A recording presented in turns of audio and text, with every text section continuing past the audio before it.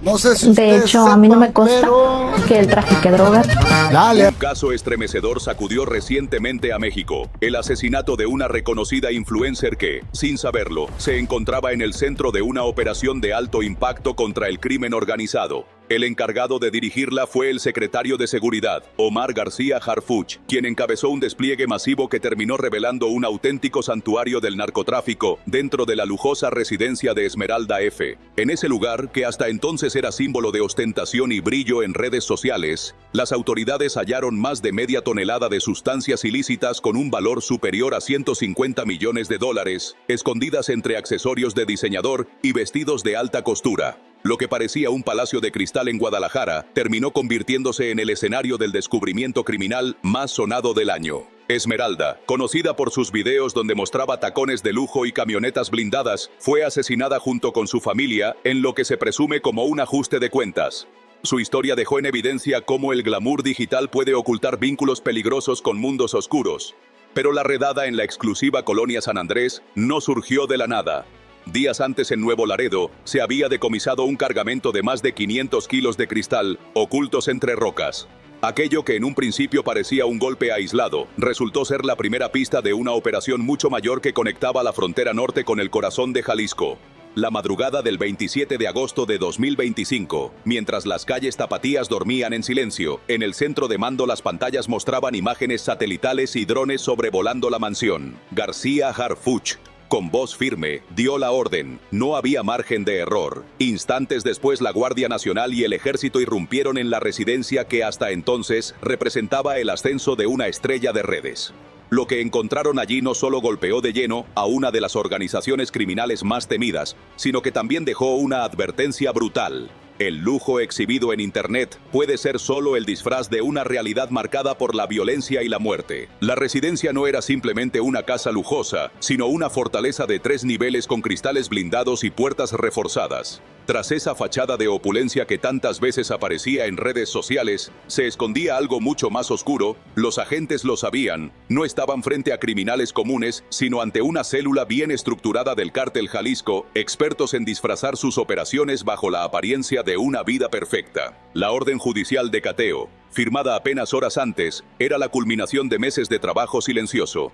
Escuchas telefónicas, seguimientos discretos y análisis de inteligencia que comenzaron tras el asesinato de Esmeralda, su esposo Roberto C. y sus 2 hijos, en lo que aparentaba ser un modesto taller mecánico. Ese lugar, según los investigadores, funcionaba en realidad como un engranaje clave en las operaciones financieras del grupo criminal. El operativo inició con precisión calculada. Vehículos tácticos cerraron cada acceso a la mansión. Equipos de inhibición bloquearon cualquier señal de comunicación y un helicóptero Black Hawk iluminaba desde lo alto. La puerta principal, un bloque macizo adornado con detalles dorados, cedió al embate de un ariete hidráulico. Al ingresar, los agentes se encontraron con un escenario que desmentía por completo las imágenes de lujo que Esmeralda solía compartir. El lugar era en realidad un laboratorio disfrazado de hogar. En el vestíbulo, entre lámparas ostentosas y espejos de diseñador, había cientos de paquetes cuidadosamente envueltos con metanfetaminas, listos para su distribución. Cada uno llevaba marcas identificables del grupo criminal, como si fueran firmas de autenticidad, y esa era apenas la superficie. En la suite principal, el mismo espacio donde la influencer grababa sus videos de moda, peritos descubrieron compartimentos ocultos que contenían más droga, fajos de efectivo y libretas con códigos cifrados.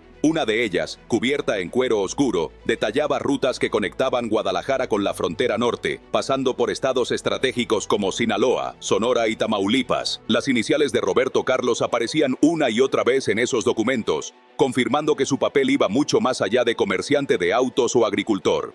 Era una pieza clave en la maquinaria de distribución. La pregunta inevitable era cómo una familia que parecía vivir el sueño aspiracional mexicano terminó convertida en la pantalla de un imperio criminal. La respuesta estaba a la vista de todos, en los videos, las fotos y la vida pública en redes sociales. Cada bolso de diseñador, cada camioneta blindada, cada sonrisa perfecta era parte de un montaje cuidadosamente diseñado para encubrir negocios ilícitos. La mansión, valuada en millones de dólares, funcionaba como un centro logístico donde se almacenaba, refinaba y distribuía mercancía. En el sótano, un cuarto oculto con ventiladores industriales y mesas metálicas revelaba un laboratorio capaz de producir cristal con niveles de pureza casi absolutos. Pero el hallazgo más inquietante no fue la droga. Entre cajas de lujo, los agentes descubrieron un dron modificado, aparentemente destinado a transportar cargamentos pequeños sin ser detectado. La sofisticación tecnológica del grupo dejaba claro que no solo dominaban la violencia, también innovaban en sus métodos de tráfico. Y aún quedaba lo más perturbador. En los teléfonos asegurados aparecieron audios comprometedores, conversaciones que no solo delineaban nuevas rutas y alianzas, sino que revelaban la profundidad de la corrupción y el alcance de esta red en distintos niveles de poder. Entre los audios incautados, uno en particular heló la sangre de los investigadores. Una voz masculina, atribuida presuntamente a Roberto Carlos H., decía con frialdad: «Si ese cargamento no cruza, nos cortan la cabeza a todos». En otro registro, una mujer que las autoridades creen que era Esmeralda susurraba: «No preguntes, solo súbelo al avión». Esas palabras revelaban lo que hasta ahora era solo sospecha. La célula no dependía únicamente de rutas terrestres, también utilizaba avionetas privadas que despegaban desde aeródromos clandestinos en el norte, logrando esquivar los retenes y controles oficiales. Pero el verdadero golpe a la organización no se mide solo en toneladas decomisadas. Lo que estremeció a los investigadores fue descubrir que la mercancía hallada en la mansión y la incautada días antes en Nuevo Laredo eran idénticas. Los análisis químicos confirmaron que provenían de un mismo laboratorio central, probablemente instalado en las inmediaciones de Guadalajara. La conexión era innegable. La fachada de lujo de Esmeralda y su familia estaba directamente vinculada con la red de exportación del grupo hacia Texas, donde abastecían ciudades clave como Houston y Dallas. Desde el centro de mando, García Harfuch no solo monitoreaba el cateo en la mansión, también ordenó rastreos satelitales de las coordenadas encontradas en las libretas. Los resultados fueron contundentes. Al menos una docena de puntos en Jalisco, Michoacán y Sinaloa aparecían señalados como bodegas seguras. Uno de ellos, ubicado en la Sierra de Jalisco, coincidía con reportes recientes de drones no identificados sobrevolando la zona. Entonces surgió la pregunta que todos temían: ¿cuántas mansiones más, escondidas, tras muros de mármol y vidrios polarizados, ocultan laboratorios idénticos? La investigación continúa, y Harfuch ya dio la orden de ampliar los operativos a otras propiedades vinculadas a la red financiera de Roberto Carlos H. Porque la historia de Esmeralda y su familia va más allá de un expediente policial. Es el reflejo de cómo el cártel aprendió a camuflarse en la sociedad, usando el brillo aspiracional de las redes sociales para disfrazar negocios que operan en la penumbra. Con más de 2 millones de seguidores en TikTok, Esmeralda se había convertido en un modelo de vida deseado por miles de jóvenes. Viajes en yates, fiestas exclusivas en las azoteas de Guadalajara y colecciones de joyas que brillaban frente a la cámara. Lo que pocos sabían es que detrás de cada video se ocultaba un esquema de lavado de dinero cuidadosamente diseñado. Según las autoridades, Roberto Carlos utilizaba un negocio de autos exóticos y una supuesta empresa exportadora de jitomate como fachada para mover capitales millonarios. Documentos de su firma, Agrolux, mostraban facturación con compañías fantasma en Panamá y otras jurisdicciones extranjeras. Un esquema clásico para blanquear recursos y transferirlos sin levantar sospechas. Sin embargo, en algún punto el engranaje falló. El brutal asesinato de la familia en el taller mecánico conocido como La Araña no fue un ataque fortuito, fue un mensaje. Todo apunta a que Roberto Carlos habría cometido un error imperdonable. Tal vez desvió parte del cargamento de Nuevo Laredo, o quizá no logró entregarlo a tiempo. Lo cierto es que, en el mundo al que pertenecía, ese tipo de fallas se pagan con la vida. El taller de Zapopan, ubicado en una zona industrial, se convirtió en escenario de una masacre que estremeció a todo el país. Esmeralda, su esposo Roberto y sus 2 hijos pequeños fueron ejecutados con armas largas. Las cámaras de seguridad registraron la llegada de 3 hombres encapuchados que actuaron con precisión quirúrgica. Entraron, dispararon y se marcharon sin dejar testigos. O casi. La única pieza faltante en esa noche de horror es la desaparición de Héctor Manuel Valdivia Martínez, un mecánico que trabajaba en el lugar y cuyo paradero sigue siendo un misterio. Las fuentes de inteligencia apuntan a que fue levantado por el propio cártel, temerosos de que hablara, convirtiéndolo en un fantasma dentro de la investigación.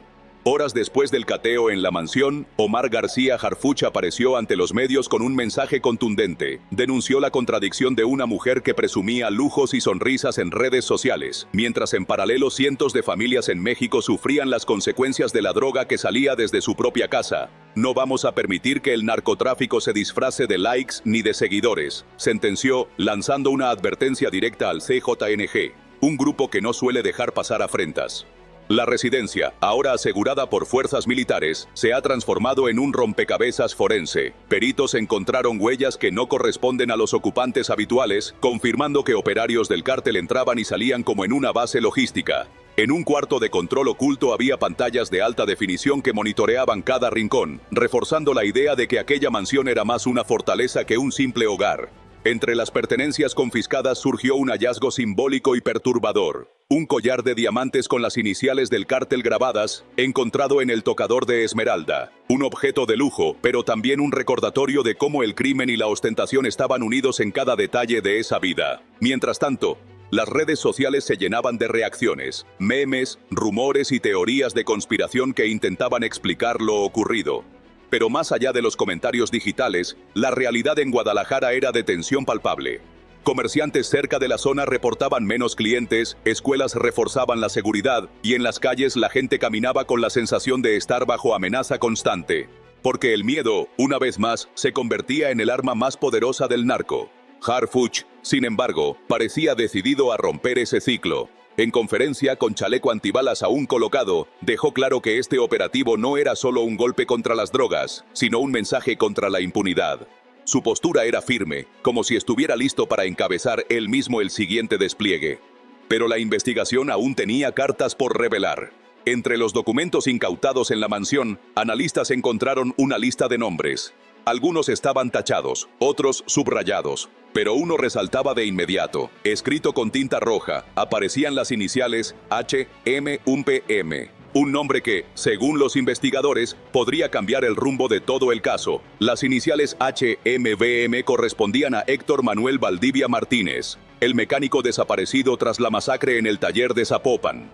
Su nombre en la lista confirmaba que había sido algo más que un testigo incidental, alguien que sabía demasiado, pero no era el único registro inquietante. Otro nombre aparecía marcado con un círculo, el de un empresario jalisciense con fuertes vínculos en la política local. Un recordatorio de que la red del cártel no se limita a sicarios ni laboratorios, sino que alcanza los despachos donde se toman decisiones. Harfuch evitó dar declaraciones sobre ese hallazgo, pero sus movimientos hablaban por sí solos. El objetivo ahora parecían ser figuras de mayor peso, los llamados peces gordos. En el centro de mando, los monitores no descansaban. Imágenes satelitales mostraban actividad nocturna en un rancho ubicado a 50 kilómetros de Guadalajara. Vehículos entrando y saliendo sin patrón aparente, un helipuerto improvisado detectado por drones de la Guardia Nacional, y conversaciones interceptadas que mencionaban un próximo envío.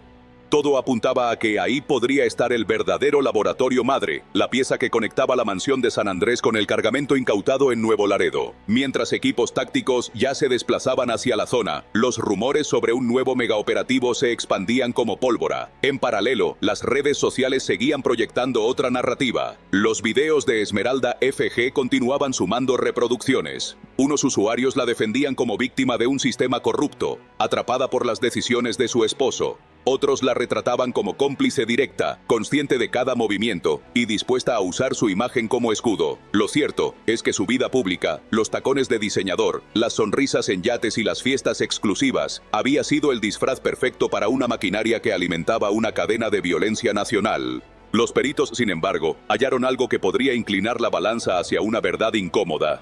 Dentro de una caja fuerte oculta tras un cuadro de Frida Kahlo, apareció un disco duro externo. Tras horas de desencriptación, reveló grabaciones inéditas de las cámaras de seguridad internas. En ellas, se observaba a Esmeralda recibiendo personalmente paquetes en la entrada trasera de la mansión, siempre de noche, siempre escoltada por hombres armados. En una de las grabaciones incluso se la escuchaba dando órdenes a alguien fuera de cámara, con una calma que desentonaba con la gravedad de lo que ocurría. La gran pregunta era inevitable. ¿Esmeralda había sido arrastrada a esa vida sin entenderlo? ¿O era plenamente consciente de lo que ocurría dentro de sus muros de mármol? La respuesta aún está por definirse, pero lo que es seguro es que el caso se ha convertido en un símbolo de cómo el cártel perfecciona su camuflaje. Mansiones convertidas en centros logísticos, ranchos convertidos en bodegas, hoteles boutique disfrazando movimientos millonarios, siempre con fachadas impecables, dueños con negocios legales y una red de protección que alcanza desde transportistas hasta funcionarios corruptos. Harfuch lo sabe, por eso, en sus conferencias ha pedido a la ciudadanía que denuncie, pero en una ciudad donde el miedo pesa más que la justicia, pocos se atreven a hablar. El vecino que vio entrar camionetas blindadas a todas horas nunca imaginó que la rutina silenciosa de la colonia San Andrés escondía semejante infierno. Lo mismo ocurrió con el repartidor que alguna vez observó a Roberto discutiendo con un hombre tatuado con las siglas del cártel en el brazo. En su momento, parecieron escenas aisladas, pero hoy se entienden como piezas de un rompecabezas más grande, pequeñas grietas que revelaban el verdadero rostro de una vida aparentemente glamorosa. El cateo en la mansión no quedó sin respuesta. Horas después, un mensaje apareció colgado en un puente de Guadalajara. Harf, el cielo no es tuyo.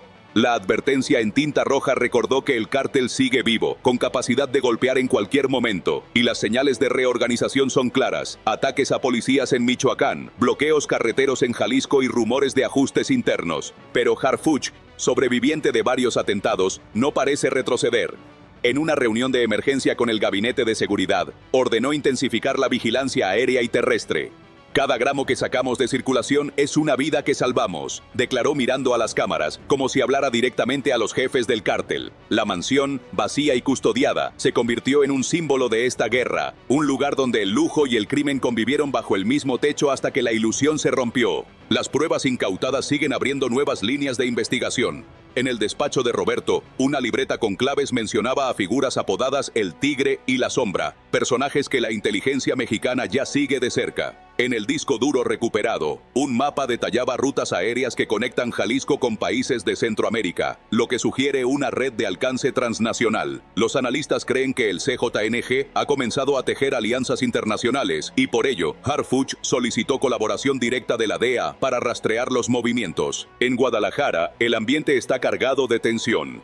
Los mercados, normalmente vibrantes, parecen más callados que nunca. Los taxistas, siempre atentos a los rumores de la ciudad, aseguran que el cártel ofrece recompensas por información sobre los agentes que participaron en el cateo. Pero entre el miedo también hay destellos de esperanza. Una madre que perdió a su hijo por una sobredosis dejó flores frente a la Secretaría de Seguridad con un mensaje escrito a mano. Gracias, Harf, por no rendirte. Ese gesto, sencillo y doloroso, refleja el trasfondo humano de esta guerra. Detrás de cada operativo, no solo hay decomisos y armas incautadas, sino vidas que podrían haberse salvado antes de caer en el abismo. Este caso no es solo una operación más contra el crimen. Es un recordatorio de que detrás de cada decomiso hay familias destruidas, jóvenes atrapados y comunidades enteras marcadas por el miedo.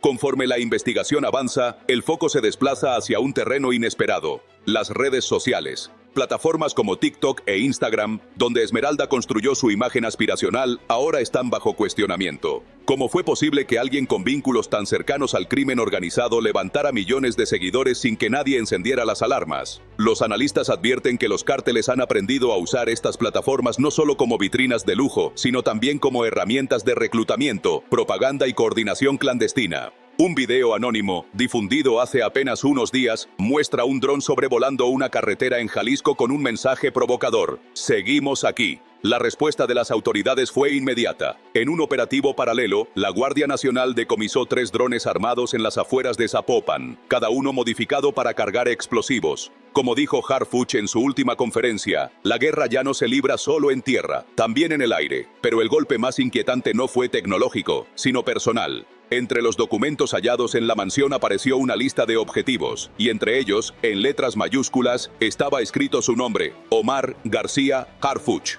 El mensaje era claro: el cártel quiere dejar marcado a su enemigo.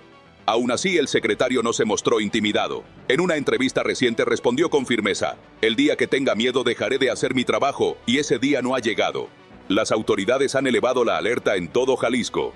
Un informante asegura que el grupo prepara una contraofensiva que podría involucrar ataques con drones contra instalaciones oficiales. La tensión en las calles es palpable. Comerciantes trabajan con miedo, familias dudan en enviar a sus hijos a la escuela y al mismo tiempo, ciudadanos comunes comienzan a reconocer en Harfuch un símbolo de resistencia. La mansión de San Andrés, ahora silenciosa y vigilada por militares, se ha convertido en un emblema. No solo representa el lujo vacío de un estilo de vida basado en la fachada digital, sino también la podredumbre que ese brillo ocultaba. Cada paquete incautado, cada libreta descifrada y cada video analizado acerca a las autoridades un paso más hacia la red que el cártel ha tejido durante años. El futuro sigue incierto, pero una cosa está clara: el enemigo no duerme. Y mientras México contiene el aliento, Harfuch y su equipo avanzan, conscientes de que cada operativo puede ser el último, pero también la oportunidad de devolverle al país un fragmento de esperanza. Porque esta no es solo la historia de una influencer caída, ni de una mansión convertida en símbolo.